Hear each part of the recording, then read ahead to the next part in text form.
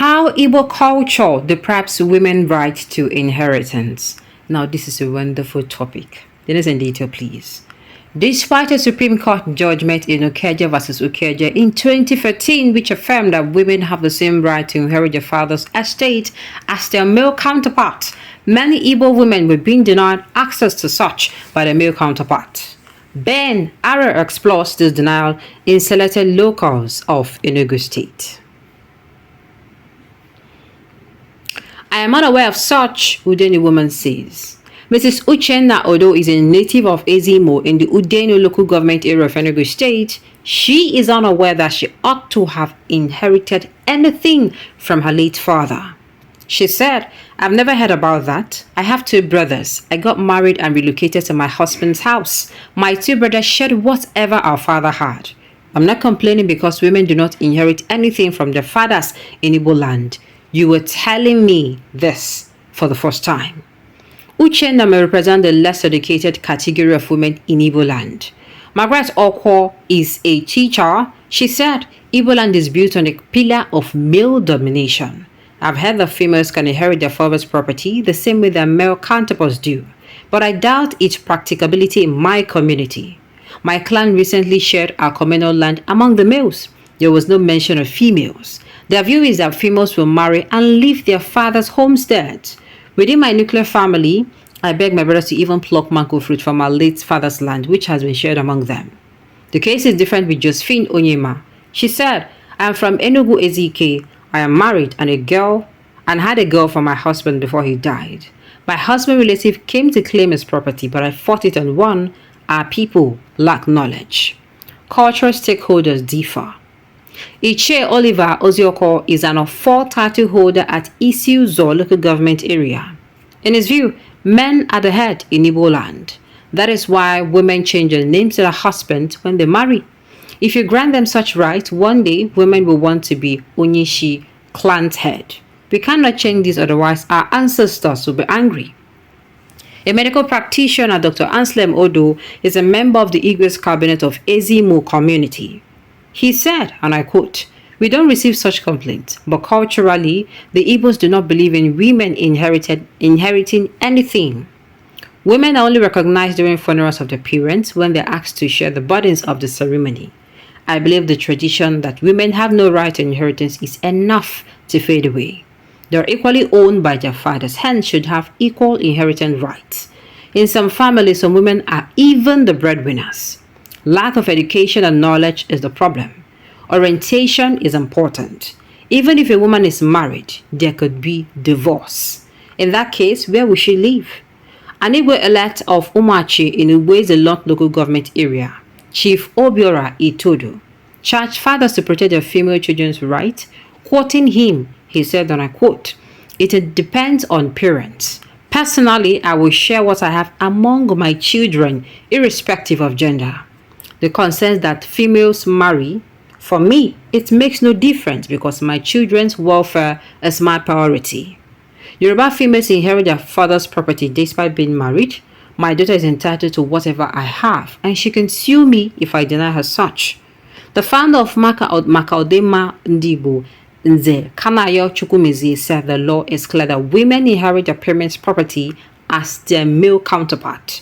He said there are many court verdicts to that effect, but there are areas where cultural values will not make that possible.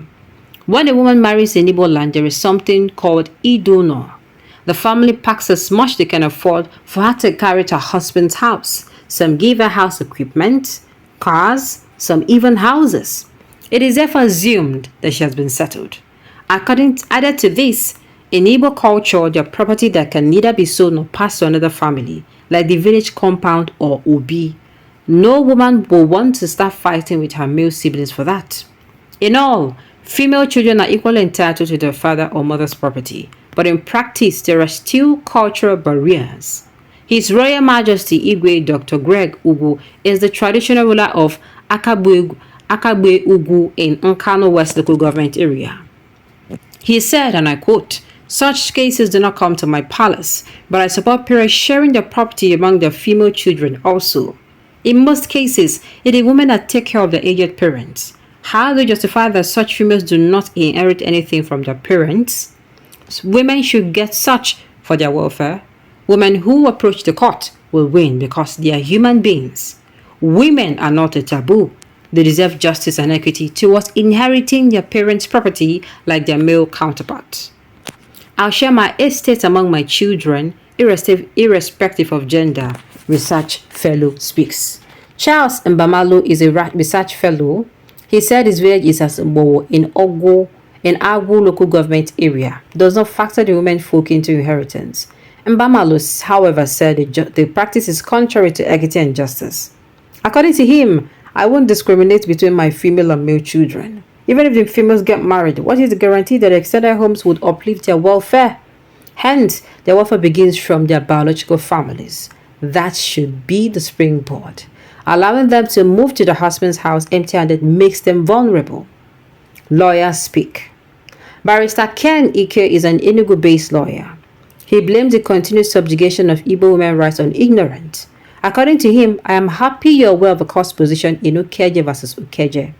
The law is clear that any law that discriminates against the right of male and female children of the same parents is contrary to natural justice, equity, and good conscience. There is low level of awareness. Added to it is a low percentage of women victims who are willing to assert their rights and interests. Emphasis should be on girl-child education. It is only on a conscious mind that can seek to assert rights and interests. Barrister Hyginus Ugu said, and I quote, I still wonder why women, especially female lawyers, are mute over it. The solution is sensitization from primary schools. Faith-based organizations should also help out. Veronica Ejama is a lawyer based at Nsukka. She said, women are ready to reclaim their right to inheritance. The obstacle is at the family level. Many would not like to create tension in their homes. It is unfortunate. In their homes, it is unfortunate, but the awareness is gaining momentum. Kudos to parents that have accepted this concept. Gender-based bodies kick. Ogechi Ike is the executive director of Ogechi and Sam Ike Foundation, OSAIF. She told the Whistler that the factor against women inheriting their father's property is the Igbo culture. Despite the Supreme Court verdict, this culture will not just disappear. Most men do not recognize that judgment, and they do not understand its implications. She suggested awareness creation. This implies going down to the community level and engaging the stakeholders. Some of them have accepted this fact. We tell them that these females are the legal children.